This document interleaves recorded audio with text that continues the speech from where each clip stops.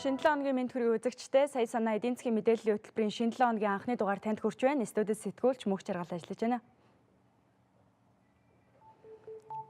Улсын дунджаар нэгд өрхийн сарын дундад зарлагын 90.5%-ийг мөнгөн зарлага эзэлж байхад нийслэлийн хувьд нэг өрхийн сарын дундад зарлагын 96.3%-ийг мөнгөн зарлага эзэлж байна. Германы итгэлцлийн индекс 3 жилийнхаа дээд хэмжээнд хүрлээ. 9-р сард Германы итгэлцлийн ЗЭВ индекс өснө нь Европын хамгийн том эдийн засагт өөдрөг байдлыг бий болгож, бүс нутгийн сэргэлтийн хүчийг нэмэгдүүллээ.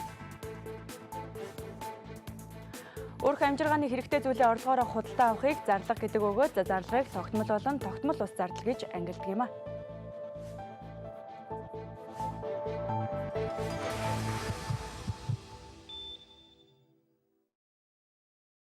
Хөтөлбөрийнхөө эхэнд үзэгч та бүхэнд өнгөрсөн 7 хоногт дэлхийн эдийн засгийн онцлог мэдээллүүдээс товчоор хүргэе. Инфляцийн өсөлт бага байгаа нь бодлого боловсруулагчид зорилгодоо хүрэх боломжийг олголоо гэж шинжээчид үзэж байна. За 8-р сард 1.1% өснө нь сүүлийн 3 сарын хугацаанд хамгийн бага өсөлт болоод байгаа юм. Харин бодит секторын хувьд аж үйлдвэрийн гарц 8-р сард 1.4% өссөн бол хятадын аж үйлдвэрийн гарц 17 сарынхаа дээд хэмжээгээр өсөж, экспортч мөн адил таамаглаас илүү хувиар өснө нь эдийн засгийн удаашрлаас гарч байгааг илэрхийлж байгаа юм.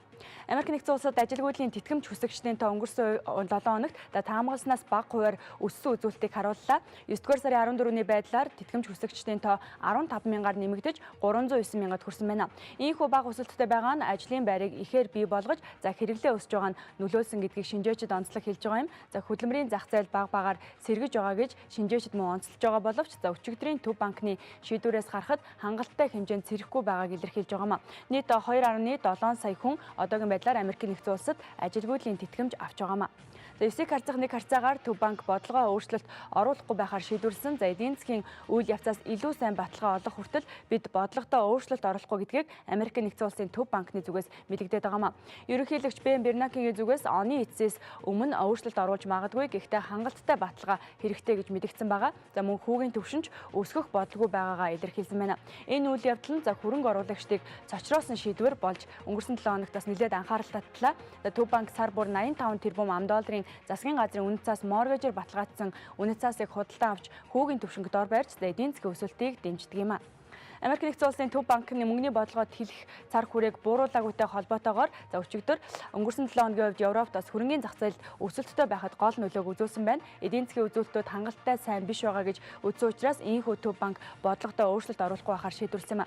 Харин шинжээчдийн дийлэнх нь өөрчлөнө гэж таамаглаж байсан юм. Америк нэгдсэн улс бат бөг харагдаж байна. Тэгвэл Европ хямдралаас өндөөж, харин хятад эдийн засгийн харьцангуй тогтворж иж байгаа гэдгийг шинжээчид онцлог хэлж байгаа юм.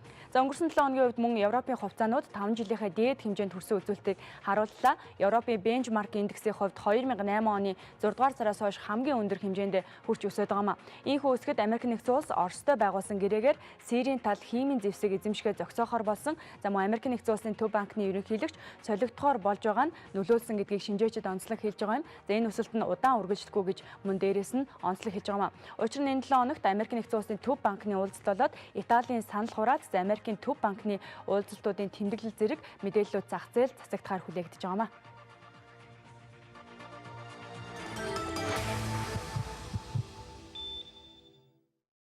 Өнөөдрийн сая санаа хөтөлбөрөөр үзэгчтэй бүхэнд өрхийн орлого зарлага болоод өрх тухайн орлогоо зөв зохистой зүйл зарцуулахад юун дээр анхаарах хэрэгтэй вэ гэдэг талаарх мэдээллийг үзэгч танд хүргэхээр бэлтгэлээ. Өрхийн орлого зарлагын судалгаа амжиргааны түвшний төвөр судалгааг нэгтгэн 2007 оны 7 дугаар сарын 1-ээс өрхийн нийгэм эдийн засгийн судалгааг үндэсний статистикийн хорооноос зохион байгуулж ирсэн юм а. Судалгаанд жил бүр нийслэл хотын 3600 өрхийг төвөрлө авч нэг өрхөд ноогдох дундаж үзүүлэлтийг жилийн турш энэ судалгаанд хамрагдсан 3600 өрхийн дунджаар тооцдог юм а.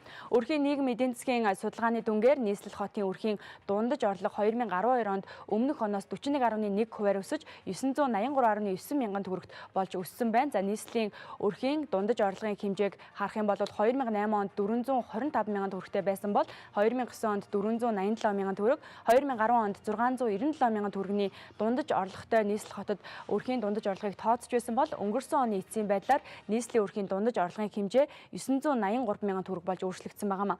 2008 онд нэг өрхийн дундаж орлого улсын дунджаас 61.7 мянган төгрөгөөр дээгүүр байсан бол за 2012 оны байдлаар 163.9 мянган төгрөгөөр буюу 2.7 дахин их үзүүлэлттэй байгаа нь бол судалгаар гарсан байгаа. Тэгэхээр үзэгч та бүхэнд эхлээд өрхийн орлогын дэлгэрэнгүй мэдээллийг хүргээд эргээд студидтэй олзъя.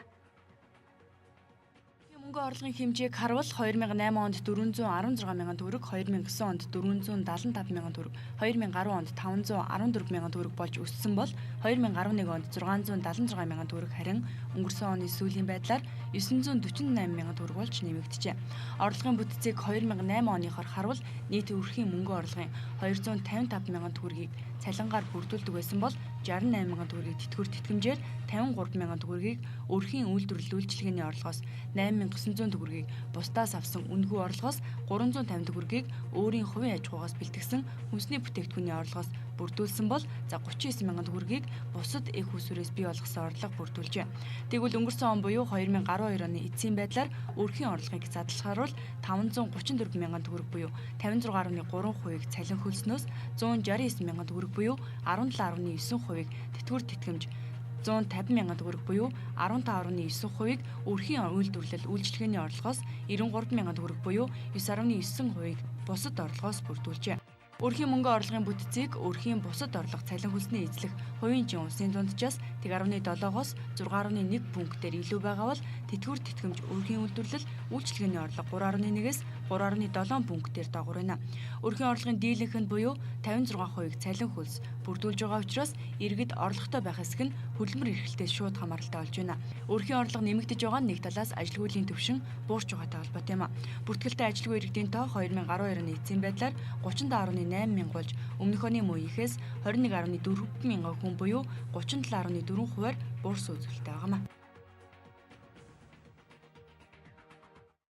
Олснороо баяжихгүй хэмснээрээ баяждаг гэдэг за орлого нь гэр бүлийн эдийн засгийн төсвийг бүрдүүлэгч гол хүчин зүйл юм а. Үүнтэй ч адил хэрэглээч мөн чухал бүрэлдэхүүн эсдэг болдог. За өрх амжиргааны хэрэгтэй зүйлээ орлогоороо худалдаа авахыг зарлага гэж хэлдэг юм а. Зарлагыг тогтмол болон тогтмол бус зардал гэж хоёр үндсэн чиглэлд ангилдаг байгаа. За тогтмол зардал гэр бүлийн эдийн засгийн тайланд гарч байгаа хоол хүнс, за байр, орон сууц, халаалт, албан татвар, сургалтын төлбөр гэгчлэн зардлууд багтдаг. За өрхийн төсвөө хөтлөхөд энэ тогтмол зардлуудыг төлөвлөхөд хялбар байдаг ч тогтмол биш зардуудыг төлөвлөхөд хүндрэлтэй байдаг юм а. Учир нь тогтмол биш зарлагад төлөвлөөгүй гинтийн бий болсон жижиг зарлага багтдаг. За тухайлбал ийм тариа худалдан авах, имчилгээ хийлгэх, хурим найр, төрсөн өдөр гинтийн зочин, улирлаас шалтгаалan хувиас худалдан авах шаардлагатай зүйлүүд тогтмол биш зарлагад ордог. Тэгэхээр өрхийн төсвийн талаарх эдийн засгийн яриаг үзэгч танд хүргье. Манайхан чинь боловсрол, ерөнхий боловсрол бол сайтай. Тоогоо бодчих чаддаг, бичиг үсгээ бичиж чаддаг, бас ч гэж гайгүй давуу талууд бол бий. Энэн дээр үндэслээд өрхийн одоо зардлаа бол бичих хэрэгтэй юм байна. Тэгэхээр зэрэг манайх бол энэ тал дээр нэлээд олон арга хэмжээ бол авдаг л да. Тэг ингээ аваад явж байхад хүмүүс бол эргээд хардгийн өрхийн төсвөө тооцоолоод бичээ явсан чинь бүр ямар аймаар юм бэ? Хэрэггүй юм зардаг юм байна. Тэрийгэ мэдлээ. Тэгэхээр би одоо эхний ээлжинд бол ямар ч байсан өрхийн төсвөө, өрхийн зардлаа бичээ гэдгийг зөвлөмөр байна. Хоёрдугаард өрхийн төсөв гэдэг одоо зүйлийг ярихаар зэрэг өрхийн төсвийн зарчим гэж зарчмууд байдаг л да. Өрх гэрд хэдэн гишүүн байдаг үлээ тэр гишүүдийн одоо хэлэлцүүлэг хийх хэрэгтэй. Цойр цуугаад ярих хэрэгтэй. Хин хэдэн төгрөг юунд зараад байна вэ тийм ээ. За тэг хэмнэхийн ач холбогдлыг их сайн ойлгох хэрэгтэй өөрсдөө. Хэмнэж яах гэдэг хэн нэгэн хүн биелэглэх гээгүй шүү дээ. Өөрсдийнхөө ирээдүйн хэрэглээг л хангах гэж байгаа байхгүй юу. Тийм учраас өөрсдөө ирээдүйдээ хэрэглэх гэж байгаа гэдгийг ойлгож байгаа учраас хэмнэхээс их татгалзахын хэрэг байхгүй. Зарим хүмүүс хэмнэн гэхээр зэрэг айгүйх тийм одоо игдүүд дургуул гэж хүлээж авдаг юм. Тэгэхээр өөрийнхөө ирээдүгээс л хасаад байна л гэсэн үг. Хэмнэхгүй байх гэдэг. Тэгээд хөдөлмөрлж олсон мөнгөө 1 секундын дотор гарын салаагаараа урсгаад хайчдаггүй баймаар байна. Сайн санаа хөтөлбөртэй хамтгаа үзэгч танд баярлалаа. Тэгэхээр та олсон орлогоо юунд хамгийн ихээр зарцуулдаг талаарх мэдээллийг одоо үзэгч танд хүргье. Өрхийн нийгмийн эдийн засгийн судалгааны дүнгээр нэг өрхийн сарын дундаж зарлагын хэмжээ нийслэлийн хэмжээнд 2008 онд 464 мянган төгрөг байсан бол 2009 онд 499 мянган төгрөг, 2010 онд 534 мянган төгрөг, 2011 онд 672 мянган төгрөг байсан бол өнгөрсөн оны эцсийн байдлаар 957 мянгад хүрчээ. Тэгэхээр өрхийн дундаж зарлагын хэмжээ улсын дунджаас 2008 онд 96.7 мянга, 2009 онд 61.6 мянга, 2010 онд 84.7 мянга, 2011 онд 95.1 мянга. За өнгөрсөн оны байдлаар 137.6 мянган төгрөгөөр тус өндөр байгаа нь харагдаж байгаамаа. Харин зарлагын бүтцийг авч үзвэл 2008 онд мөнгөн зарлага 454 мянган төгрөг буюу за хүнсний зарлага 163 мянган төгрөг, за хүнсний бус бараа үйлчилгээний зардал 291 мянган төгрөг байсан бол бусдаас үнэгүй авсан зүйл 8900 төгрөг. За хувийн аж ахуйгаас хэрэгэлсэн хүнсний бүтээгдэхүүн 350 төгрөг байжээ. Харин өнгөрсөн оны эцсийн байдлаар буюу 2012 оны байдлаар өрхийн зарлагын бүтцийг харуул мөнгөн зарлага 922 мянган төгрөг буюу хүнсний зардал 279 мянган төгрөг. За хүнсний бус бараа үйлчилгээний зардал 642 мянган төгрөг, бусдаас авсан үнэгүй зүйл 31 мянган төгрөг байсан бол хувийн аж ахуйгаас хэрэгэлсэн хүнсний бүтээгдэхүүний зардал 3358 төгрөг байжээ. 2012 онд өрхийн сарын мөнгөн зарлага 922.8 мянган төгрөг болж 2008 оноос 2 дахин за өмнөх оноос 41.7% өсжээ. 2008 онд өрхийн мөнгөн зарлагын 64.1%-ийг хүнсний бус зарлага эзэлж байсан бол 2008 онд 69.7%-ийг эзлэх болжээ. 2000 оноос хойш хувцас, гутал зэрэг товаарлаг бараа бүтээгдэхүүн худалдан авах, за орон сууц, тээвэр, холбооны зардал жил ирэх тусам нэмэгцээр байна. Нийслэлийн нэг өрх сард дунджаар 2008 онд 163.2 мянган төгрөгийг хүнсний зүйл худалдан авахд зарцуулж байсан бол 2012 оны байдлаар 279.9 мянган төгрөг болж 116.7 мянган төгрөгөөр буюу 1.7 дахин өссөн байна. 2012 оны байдлаар өрх сард дунджаар 922.8 мянган төгрөгийг хоол, хүнс, гутал хувцас, байр орон сууц, тээвэр, холбооны зардал зарцуулж байна. За үүнийхээ 30.3% буюу 279.9 мянган төгрөгийг зөвхөн хүнсний бүтээгдэхүүн худалдан авахд зарцуулжээ. Улсын дунджаар нэг өрхийн дундаж зарлагын 90.5%-ийг мөнгөн зарлага эзэлж байхад нийслэлийн хувьд нэг өрхийн мөнгөн зарлагын 96.3%-ийг мөнгөн зарлага эзэлж байгаамаа. Энэ нь нийслэл хотыг бодвол хөдөө орон нутгийн айл өрхүүдэд хувийн аж ахуйгаас хэрэгэлсэн хүнсний бүтээгдэхүүний эзлэгчин зарлагын бүтцэд тодорхой хэмжээгээр нөлөөлж байгааг харуулж байгаа үзүүлэлт болж байгаамаа.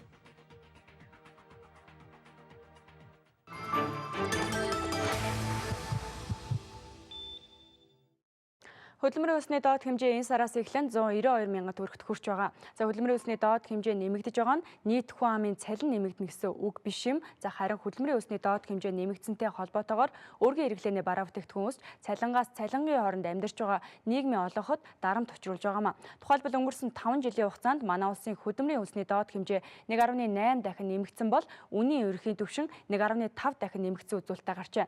Энэ тогтолцоотой арьс төрж байгаа учраас зарлага нь орлогоосоо давдаг болохыг иргэд хэлж байгаамаа. Ямар харьцаатай байлна вэ? Сарын уу зарлага л их байх тэр нь. Гөр нь одоо тэгэл юмны үн нэмэгдээл. Тэгэл ер нь одоо орлогоосоо илүү зарлага л эхэлж байгаа. Тэгээд Орлогоороо хуримтлал үүсгэж чадж байна. Өө тийм бол байхгүй шин. Тэгэл банкны лизмэзэнтэй бол тэгэл тэр өндөө өгнө тэгж хэрсээр байхгүй шин. Орлогоо зарлага тооцож юу н бичиж үзнэ. Үзчихсэн. Энийг тийм илүү гараад ах юм бол бараг байхгүй шүү дээ. Хэцүү. Хуримтлал энэ төр бол яаж чадахгүй шүү. Бидний шиг цалингаас цалингийн хооронд амьдарч байгаа тийм асуудал хэцүү шүү дээ. Илүү өргүү зардал юу н танаад өгнө үү? Тэр нь гайгүй шүү дээ. Ер нь ингээд айл болох өргүү зардал гарахгүй нь л л шүү дээ. Өөрийнхөө эдийн засгийг хянаал тэгэл гэж. Ер нь өрхийн орлого зарлага тооцож үзэхэд өргүү зардал хэрэг байна. Гэхдээ өргүү зардал гэж ер нь өргүүч гэж ер нь яхад бид өргүү зардал гэж байхгүй шүү дээ тий. Эдийн насны усуд бол хамгийн гол нь бол юм хадгалж байгаа ихлээр юмны үнэ бол дандаа өсөд байдаг тийм ээ. Одоо гинтхэн байж байгаа л одоо ингээл юм чинь өсөд байдаг. Энэ валюттай холбогдолтой юм уу, юутай холбогдолтой тий. Орлого зарлага тооцож бичиж тэгж шалгаж үздэг үү? Гэхдээ яг ер нь бол сүүлд нь авцсан хонол үнсэнд үзчихлээ юм л да. Тооцож. За. Ер нь орлогоо яаж хоримтлуулах боломжтой бол? Орлого хоримтлуулах ч яг ер нь бол анханасаа л сарынхаа хэндэл төлөвлөх зүйтэй байх л да. Ер нь юунд яг яаж зарах вэ? Юу хөдөлж явах вэ?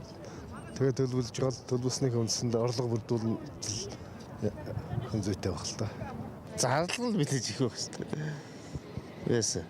Тэгээд өрхийн орлого зарлагыг хэн чадчихна вэ? Юу нэ? Хямж ингэж одоо дэвтэр дээр ярих юм. Гонэг тийг тооцдог байхгүй шүү дээ. Уг нь тооцдог бол ер нь тооцоолоо хийдэг бол ер нь орлогоо хэмнэх боломжтой юм байл та. Тийм л байгаа. Тооцол мэдээж яах л үлгүй. Хэмнэх л үлгүй. Ер нь ягаад орлогоосоо зарлаханд аваад? Үдэл одоо тэр хэрэглээ нэх юм болоо. Зарлал их бай таар шүү дээ. Орлогочд одоо тэтгэврийн уусууд чинь тэгээд ямар нэг юу яах юм бэ? Тэтгэврийнхээ 5 төгрөгөнд баригдаад орлогоосоо зарлага нэх байлгүй яах вэ? Ер нь орлого зарлагаа тооцоод үзэхэд өргөө зардалт хэрэг мөнгө зардаг бол? Өргөй зардал гарах нь гарна гэхдээ харьцангуй бас яах вэ? Гайгүй дээ. Тийм л байдаг ч дээ. Өрхийн орлогоороо хоримтлал үүсгэх боломж хэрэг байна. Хоримтлалт үүсэх боломж одоохондоо бол би яг хоримтлуулыг гэвэл тийм зорьсон зорилготой хоримтлуулыг бол хоримтлалт нь л да. Зарлага нэг шүү дээ. Одоо тэгэл авч байгаа тэтгэвэр тэтгэмж бага учраас тэгэл одоо хүүхдүүдийнхаа саагаал тэгэл нэг амьдрал залгууллаа гэж.